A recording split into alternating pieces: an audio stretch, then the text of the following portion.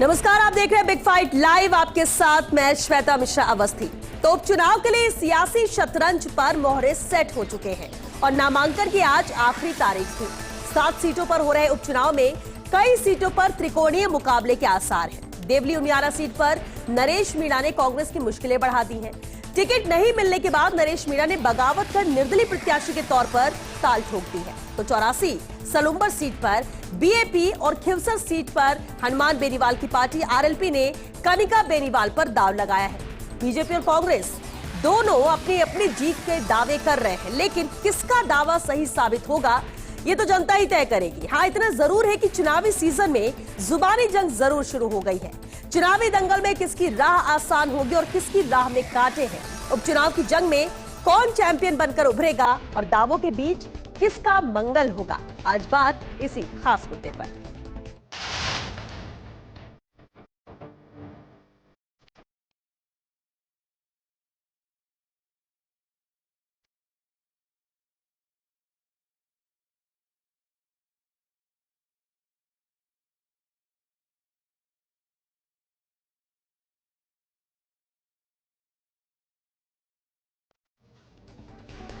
और चलिए खास मुद्दे पर चर्चा के लिए खास मेहमान हमारे साथ जुड़ चुके हैं। सबसे पहले उनसे रूबरू करा देते हैं आपको। हमारे साथ आशीष चतुर्वेदी जी हैं, बीजेपी प्रवक्ता है। स्वागत है आशीष जी आपका।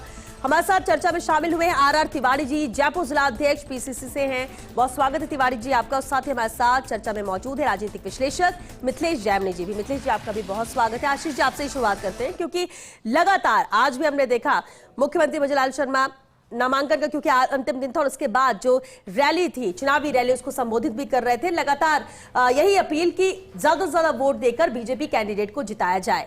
7 अहम सीटें, एक ही विधायक आपके पास था, यानी एक ही सीट आप जीत पाए थे, लेकिन दावे 7 सीटों को जीतने को लेकर हो रहे हैं। क्या आपको लगता है कि जनता के आपके जो 11 महीने के काम, क्योंकि बार बार बीजेपी कह रही है कि हमारे जो 11 महीने के काम है, जो फैसले हैं, जिस तरह से सरकार काम कर रही है, उस आधार पर जनता साथ देगी, और यही मुद्दा कांग्रेस कह रही है कि ये विफलता है, इसलिए कांग्रेस के साथ जनता जाएगी। 7 सीटें जीतने के पीछे का जो दावा है, उसकी सबसे मुख्य आधार क्या है? श्वेता जी, जो प्रदेश में 7 विधानसभा सीटों पर उपचुनाव हो रहा है, उसके नामांकन का आज अंतिम दिन था और भारतीय जनता पार्टी के 7 प्रत्याशियों ने नामांकन भर दिया है। कल मुख्यमंत्री जी ने 4 जगह जनसभाएं की, आज 3 जगह पे खिवसर में, सलुम्बर और 84 में जनसभाएं की है। और सबसे बड़ी उपलब्धि जो हमारी ये रही कि इस पूरे 7 उपचुनाव की अगर हम बात करें तो कहीं भी किसी भी सीट पर भारतीय जनता पार्टी का कोई भी बागी उम्मीदवार नहीं खड़ा हुआ है। तो मुख्यमंत्री जी के और प्रदेश अध्यक्ष जी के प्रयासों से हमने एक अच्छा मैनेजमेंट किया है, जिसके कारण से हम जनता के बीच में जा रहे हैं। इस पर मेरा एक सवाल, मैनेजमेंट क्या है कि पहले डिक्लेयर कर दिया नाम, जिसके बाद जो बागी होना चाह रहे थे, या फिर स्वर ऐसे निकले, उनके बाद बनाने का वक्त मिल गया और इसलिए वो साथ आ गए, क्योंकि मैनेजमेंट तो अच्छा था, इसलिए क्रेडिट भी जा रहा है। देखिए श्वेता जी, 6 सीटों पर हमने उम्मीदवार काफी पहले डिक्लेयर कर दिए थे। निश्चित रूप से Bharatiya Janata party cadre based party है और बहुत सारे लोगों की आकांक्षाएं रहती है कि हमको उस सीट से हमको उम्मीदवार बनने का मौका मिले। कुछ जो आकांक्षित है उनको बैठ करके समझाया गया और सबने एक राय व्यक्त की कि हम पार्टी के साथ हैं, पार्टी जो भी तय करेगी उसी फैसले को मानेंगे।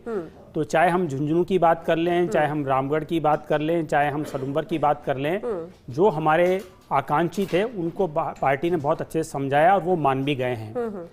दूसरी बात आपने की कि ये, जहां तक श्वेता जी मेरी मेमोरी में है, 7 सीटों पर उपचुनाव राजस्थान में शायद पहली बार हो रहा है। आशीष जी बिल्कुल आप अपनी बात पूरी कीजिएगा, क्योंकि चुनावों की बात हम कर रहे हैं, उपचुनाव है, सब जी जान लगा चुके हैं, सिर्फ जीत के दावे ही नहीं, जीत मिल सके इसके लिए मेहनत की जा रही ग्राउंड पर। नामांकन का आज आखिरी दिन था। अभी जो मेरी बात हो रही थी आशीष जी से, जो बात उन्होंने कही कि बागी कहीं खड़े हुए, नाराजगी थी, चुनाव लड़ना चाहते, लेकिन इसके बाद सब साथ आए, सपोर्ट में आ गए। लेकिन नरेश मीणा कांग्रेस के, क्या वो कुछ खेल बिगाड़ सकते हैं? क्या वो कुछ नुकसान कांग्रेस का कर सकते हैं? मैं श्वेता सबसे पहले तो आशीष भाई से कहूंगा जी, ये चाल चरित्र, चेहरा और पार्टी विद डिफरेंस में कौन बागी था? इनका वो साथी बागी था जो पिछले चुनाव में हारा था कांग्रेस से। इन्होंने किनको चुनाव लड़वाया? जो इनको हरा रहे थे। तो ये चाल चरित्र, चेहरे वाले, और फिर मनाने के लिए आप क्या कर रहे हो? आप उनके घर पर चौपर भेज रहे, हेलीकॉप्टर, सारे मंत्रियों की आप ड्यूटी लगा दी कि पकड़ के लाओ। और सत्ता के मुख्यमंत्री हैं, लाभ या लोभ तो आप दे ही सकते हो, लेकिन वो उम्मीदवार तो बैठ गया। मैं राजनीति में 45 साल से 49 साल से काम कर रहा हूं। मैं तो मेरे स्वार्थ के लिए मुख्यमंत्री जी से सौदा कर सकता हूं, लेकिन मेरे साथ में 1500 आदमी जो झंडा लेकर के खड़े हैं तिवाड़ी का, अपनी पार्टी के खिलाफ लेकर के खड़े हैं, वो क्या करेंगे? वो ही भारतीय जनता पार्टी की डूबियों को लुटाएंगे। उन्होंने तो अपने आप को बेच दिया भजन लाल जी के आगे, लेकिन भारतीय जनता पार्टी का कार्यकर्ता वहां भारतीय जनता पार्टी के खिलाफ काम करेगा। और फिर मैं कह रहा हूं 50% तो इन्होंने संकल्प को पूरा ही कर दिया 10 महीने में। अरे अभी तो पूरे 5 साल है। आशीष भाई, भजन लाल जी भी एक ही बात रटी रटाई कहते हैं, मैंने कर दिया 50% संकल्प।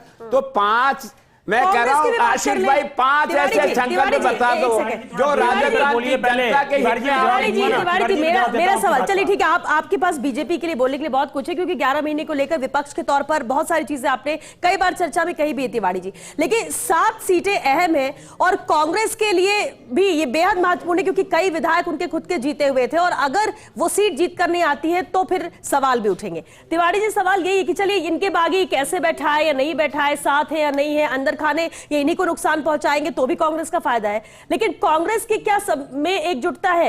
नरेश मीणा को क्यों नहीं बैठाया गया, क्यों नहीं उन्हें समझाया गया, क्यों साथ वो नहीं आए? मीणा अभी युवा हैं, वो हर बार ऐसी ही बातें करते हैं। सवाल है कि आप लगातार अगर आप विद्रोह की स्थिति करोगे तो आपको पार्टी गंभीरता से नहीं लेती है। ठीक है, इसलिए हम नरेश मीणा को गंभीरता से नहीं ले रहे हैं। हमारा केसरी चंद जीतेगा वहां से। फिर कह रहा हूं वो सीट नमो नारायण मीणा जी के बाद में हरीश मीणा जी की कांग्रेस की परंपरागत सीट है, वो सचिन पायलट की सीट है, वो जीत करके आएंगे। भारतीय जनता पार्टी को मुंगेरी लाल के सपने नहीं देखने चाहिए।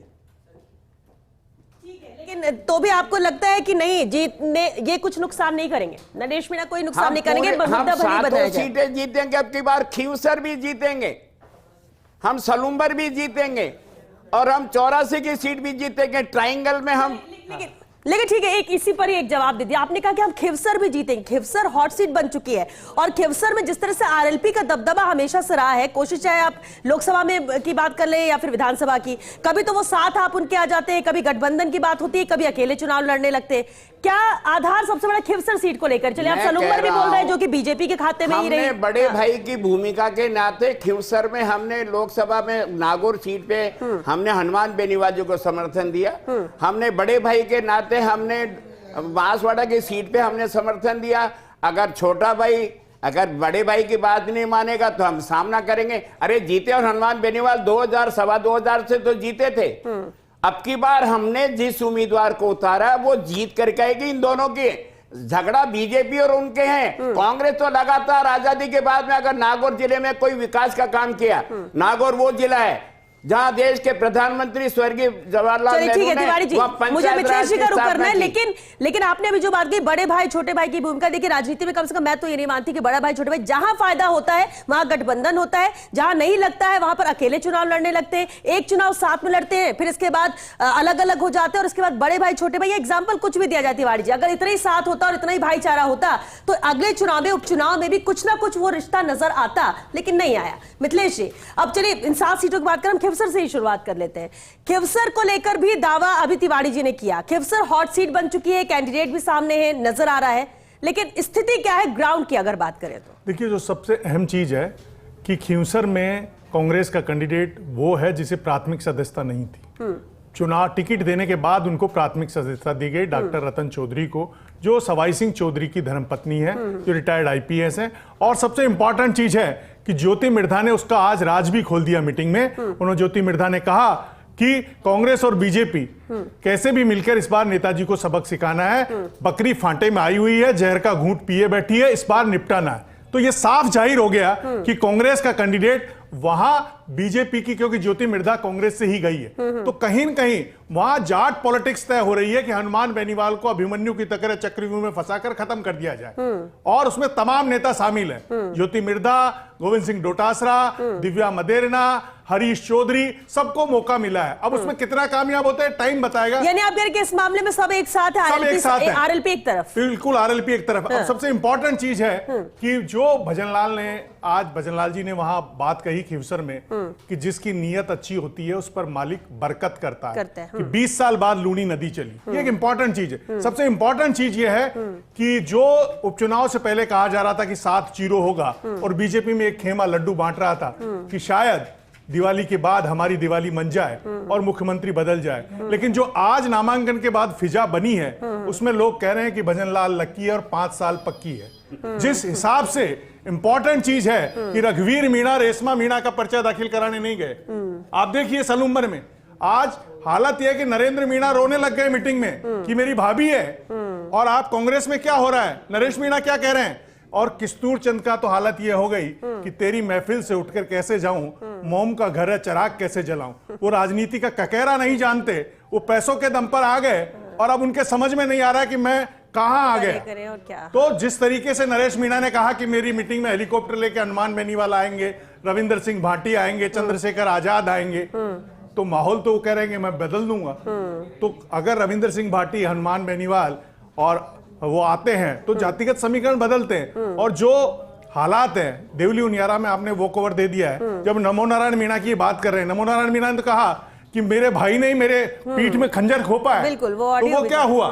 कांग्रेस की हालत क्या है कि सचिन पायलट गायब है, उन्होंने किस्तूर चंद मीणा के लिए फोन किया गया कि इनका टिकट है तो फाइनल कर दो, वो किसी मीटिंग में नहीं आए। लेकिन मिथिलेश जी ये जितने आप एग्जांपल भी दे रहे हैं बेहद महत्वपूर्ण है कांग्रेस को लेकर, और ये सब सोशल मीडिया पर भी नजर आया लगातार चर्चाओं में। लेकिन इसके बावजूद भी कांग्रेस का आधार क्या है कि कोई गतिरोध नहीं, सब एक साथ है और हम 7 सीटें जीत रहे हैं। देखिए कांग्रेस का बयान या मजबूरी है, देखिए कांग्रेस का बयान देने का दूसरा माहौल है। लेकिन जो सबसे इंपॉर्टेंट चीज है कि क्या आप रामगढ़ सीट जीत रहे हैं जो सबसे सेफ सीट है, जहां आप देखिए आज झुंझुनू में जो इनकी सबसे सेफ सीट मानी जाती है, जिसे सीसरा मौला जी ने इस तरीके से बनाया कि इसमें माइनॉरिटी के वोट रहे, मैं और मेरा परिवार जीतता रहे, वहां राजेंद्र गुड़ा के पर्चा भरने के बाद में और महेंद्र झांझड़िया और ओला गोत्र में टकराव हो रहा है, बबलू चौधरी भी झांझड़िया गोत्र से आते हैं, तो वहां कई जो फिजा बदली है। तो आपकी जब झुंझुनू जैसी सीट टफ में आ गई, दौसा जैसी सीट जो सचिन पायलट का गढ़ है,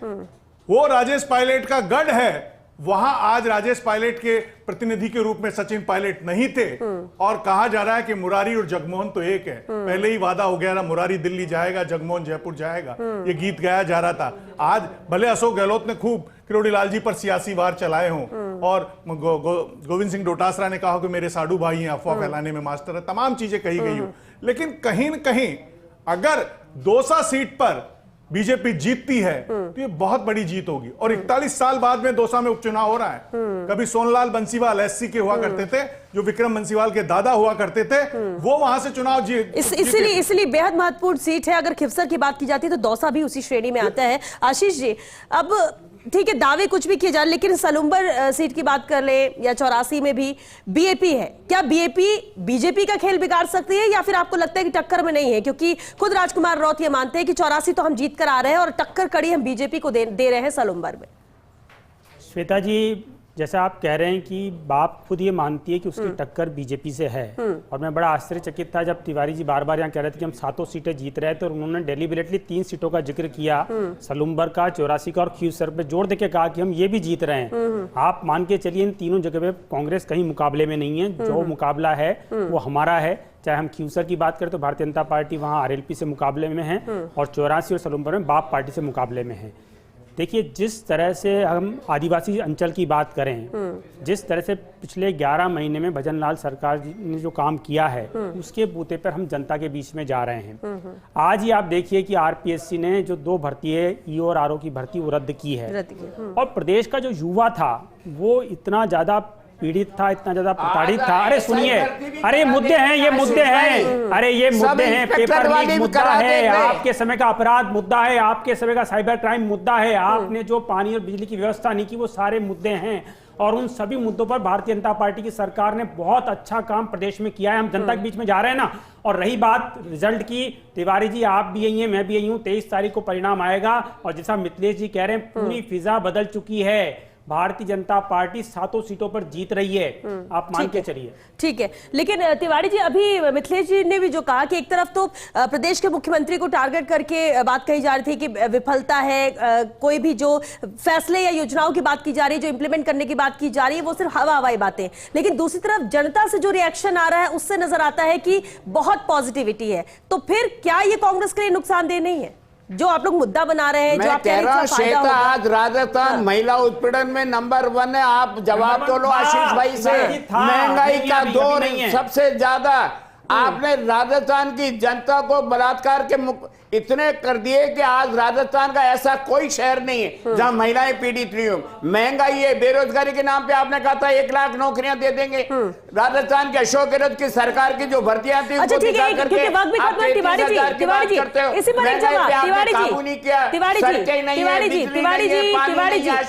तिवारी जी सुनिए, आपने जो मुद्दे गिनाए महत्वपूर्ण मुद्दे हैं, बेहद जरूरी मुद्दे हैं और इस पर बात होनी भी चाहिए। लेकिन चलिए, अगर ये मुद्दे और इन मुद्दों को लेकर जनता जाती है और मान लीजिए 7 सीटें कांग्रेस के जीत जाते, कांग्रेस के साथ विधायक आ जाएंगे, तो क्या इन मुद्दों का समाधान हो जाएगा? इन समस्याओं का समाधान हो जाएगा? सरकार को सबक मिलेगा, अंकुश तो लगेगा।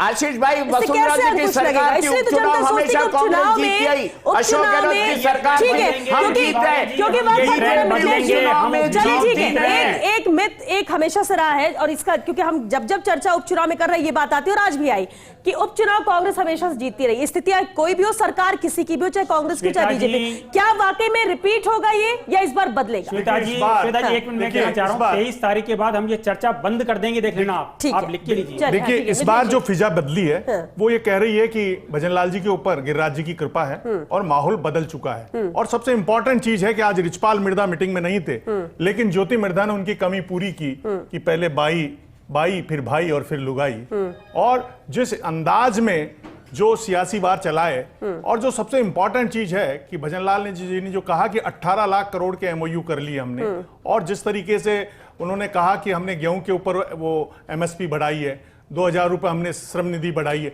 तो कहीं न कहीं वो किसानों को टच करते हुए नजर आए, थोड़े कॉन्फिडेंस में नजर आए। और वो कॉन्फिडेंस इसीलिए आया कि वो चाहे रामगढ़ में गए हो तो भीड़ उमड़ी, दौसा गए तो भीड़ उमड़ी, और जो सबसे इंपॉर्टेंट है कि 84 में सबसे इंपॉर्टेंट है 84 में बाप का हाथी खड़ा है।